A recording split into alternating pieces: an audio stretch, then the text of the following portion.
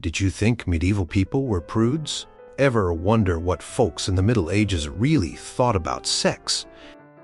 Turns out, medieval people had a lot to say about what happened between the sheets. Number 8. Is it hot in here, or is it just sin? Sex was complicated in medieval times. The church had opinions, lots of them, but real people had desires too, and they didn't always match up with what the priests preached on Sundays. Medieval theologians spent countless hours debating when sex was okay and when it wasn't. The main rule: sex should be for making babies. Period. Anything else was suspicious. This didn't mean medieval people only had procreative sex, but it did create a framework that influenced how people thought about their bedroom activities. Marriage was the only legitimate place for sex, according to the church, as St. Augustine put it centuries earlier, and medieval thinkers quoted him endlessly. Sex had 3 good purposes: making children, being faithful to your spouse, and fulfilling the marital debt. Yes, that's medieval speak for giving your partner sex when they wanted it. What's fascinating is how detailed these discussions got. Theologians weren't just saying sex is for babies. They were writing whole books about specific positions, times, places, and circumstances. The famous theologian Thomas Aquinas spent considerable time discussing what made sex sinful or not. He concluded that nature intended one position, what we now call missionary, and other positions might be venial sins. Not the worst kind, but still not ideal. But common people didn't necessarily follow these rules to the letter. Court records and penitentials, handbooks for confessors, reveal that medieval folks were getting creative, regardless of what the church thought. Number 7. Did position matter? Butter. They thought it did. When it came to sex positions, medieval thinkers had definite rankings. The natural position, man on top, was considered proper because it supposedly gave the best chance for conception. Science wasn't exactly their strong suit. Albertus Magnus, a Dominican friar and scholar from the 13th century, wrote extensively about sex. He claimed the woman on top position was problematic because it might prevent conception. The logic? They believed semen needed to be affected by gravity to work properly. According to this thinking woman, on top positions might cause the semen to fall out rather than stay in. Side-by-side positions were considered less problematic than woman on top, but still questionable. Rear entry positions received mixed reviews. Some religious writers condemned them as beastly, while others grudgingly admitted they might still result in conception, so they weren't the worst sin you could commit.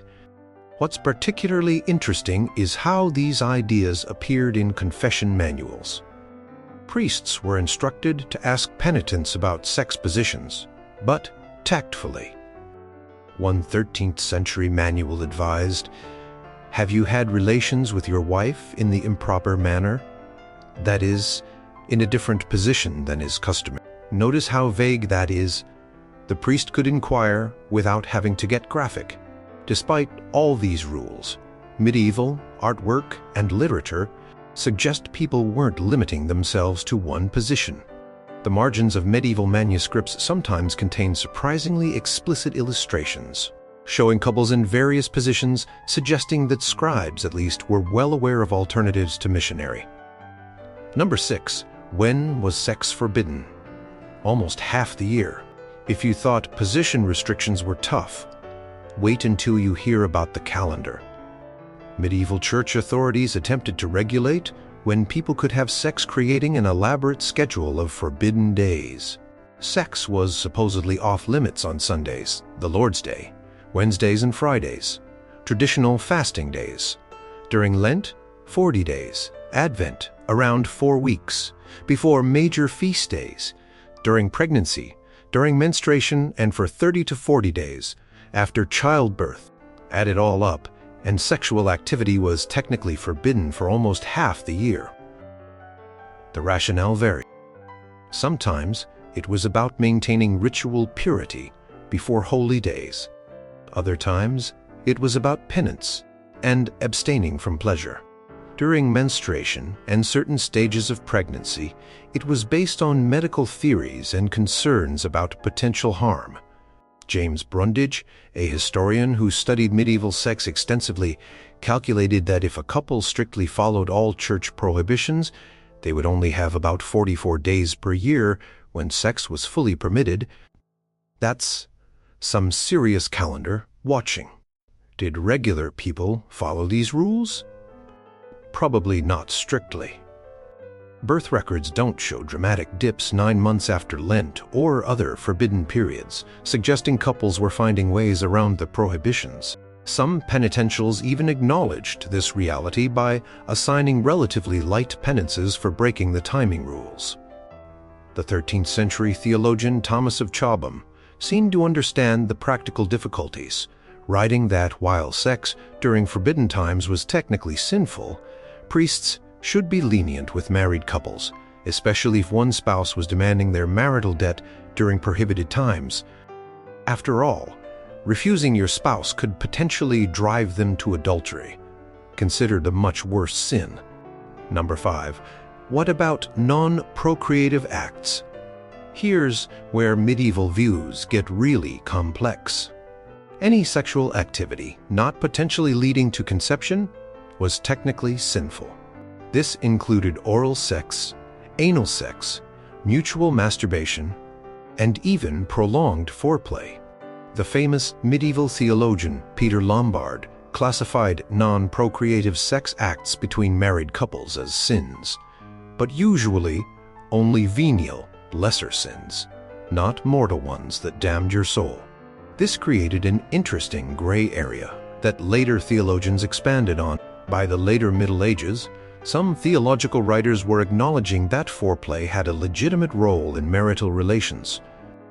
In the 15th century, the theologian Gabriel Biel wrote that touches, looks, and words that aroused a desire were acceptable as long as they led to proper intercourse. This was a more realistic approach, recognizing that desire needed stimulation. What about contraception? The Church firmly opposed it. Theologians considered it seriously sinful to deliberately prevent conception. The famous theologian Albert the Great compared contraception to homicide, though a lesser form. Methods mentioned in medieval texts included herbal potions, primitive barriers, withdrawal, and various magical remedies, suggesting people were definitely trying to control fertility, despite religious prohibitions. Court records occasionally mention cases involving improper sexual acts. In 1480s Venice, a man named Antonio Savina was denounced to the authorities for allegedly having anal sex with his wife, Magdalena.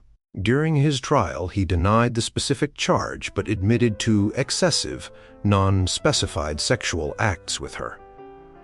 The court eventually dismissed the case, suggesting some privacy was permitted in marriage despite the theoretical prohibitions. Even with strict rules, medieval writers sometimes showed surprising nuance.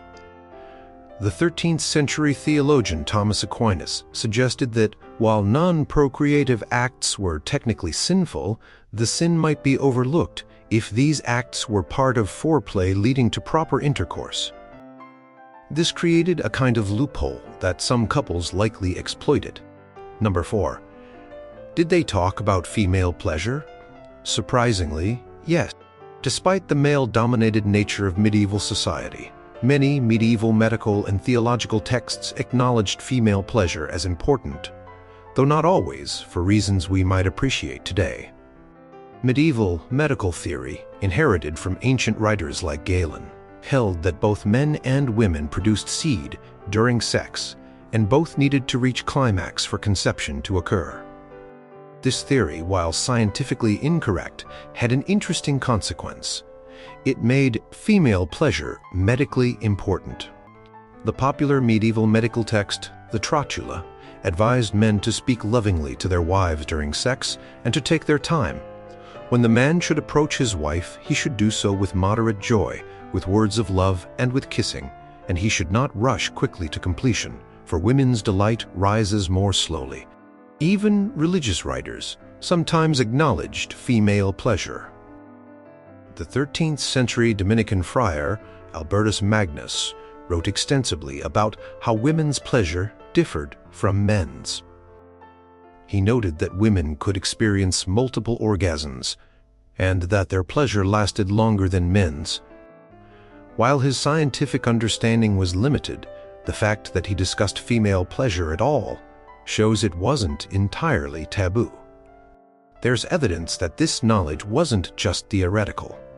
The popular romance literature of the period often featured women experiencing sexual pleasure.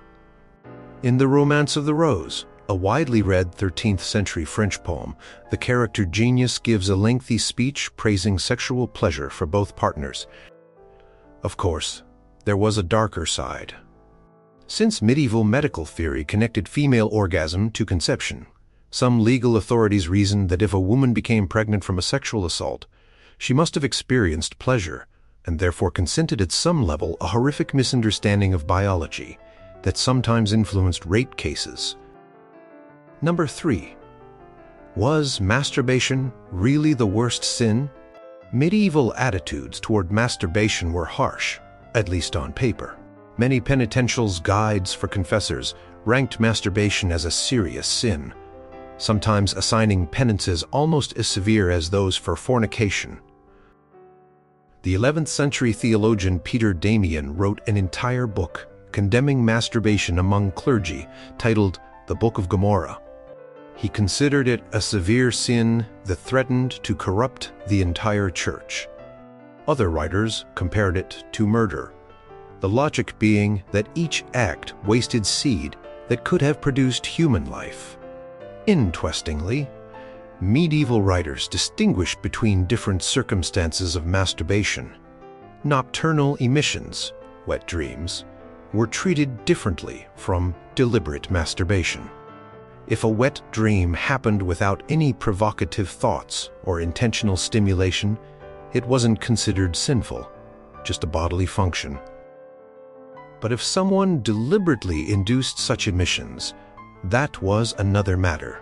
For women, masturbation was also condemned, though sometimes less severely than for men. Since medieval theory didn't fully understand female reproductive biology, female masturbation wasn't seen as wasting seed in the same way.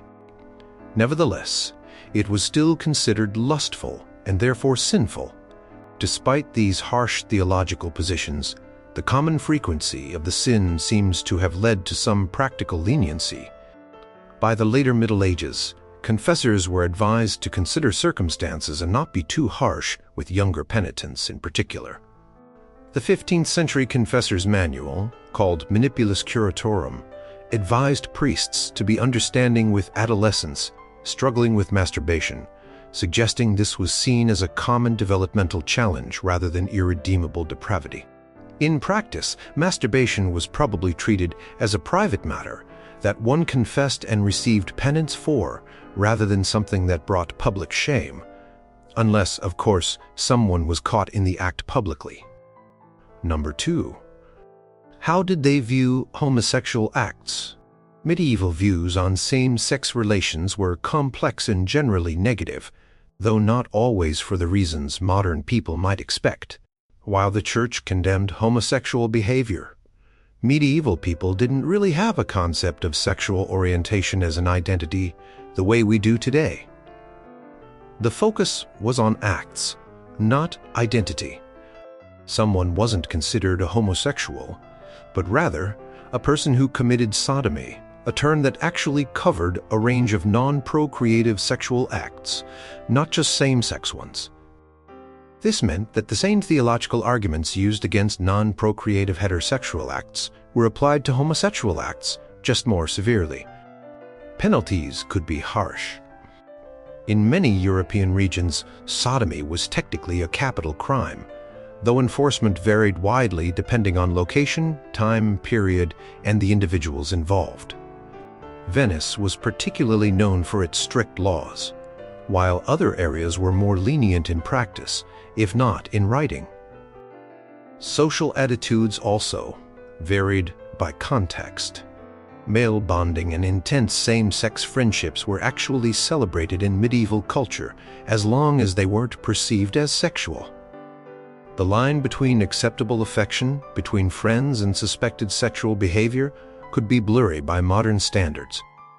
There's evidence that despite official condemnation, same-sex relationships existed throughout the medieval period. Court records occasionally mention cases, and some literature hints at homosexual themes. The 12th century poet Baudry of Bourgol wrote passionate poetry to both men and women that modern readers might interpret as expressing same-sex attraction, though medieval readers might have seen it differently. For women, laws against same-sex relations were sometimes less developed than those for men. This wasn't because female relationships were more accepted, but rather because male lawmakers often had difficulty conceiving of female sexuality independent of men. However, by the later Middle Ages, female same-sex acts were being more explicitly condemned in both religious and legal texts. Number 1. Did they really wear chastity belts? Let's clear this up.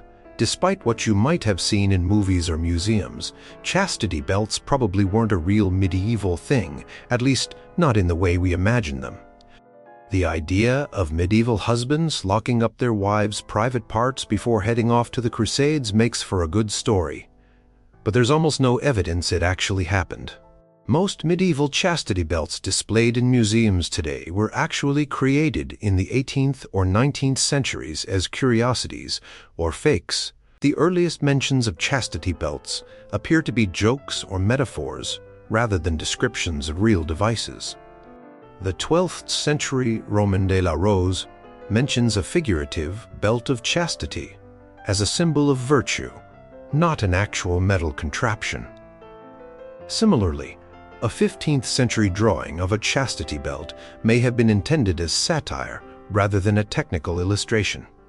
The practical problems with traditional chastity belt designs would have been enormous. The metal would cause infections, hygiene would be impossible, and long-term wear would result in serious medical issues. Medieval people might not have had modern medicine, but they understood basic hygiene well enough to know that sealing someone's genitals behind metal for months or years would cause severe problems. If medieval husbands were concerned about their wives' fidelity during long absences, they relied on family supervision, social pressure, and legal consequences, not hardware. The whole chastity belt myth seems to have developed much later, as Renaissance and Enlightenment writers looked back at the Middle Ages as a primitive, barbaric time. This doesn't mean medieval people didn't care about sexual fidelity. They absolutely did. Adultery was considered a serious sin and could have severe legal and social consequences, particularly for women. But mechanical enforcement wasn't part of the picture. What do these medieval views on sex tell us about our ancestors? Were they really that different from us with our dating apps and modern relationships? When we strip away the religious framework and outdated science, weren't medieval people just humans trying to balance pleasure, connection, reproduction, and social rules, just like us?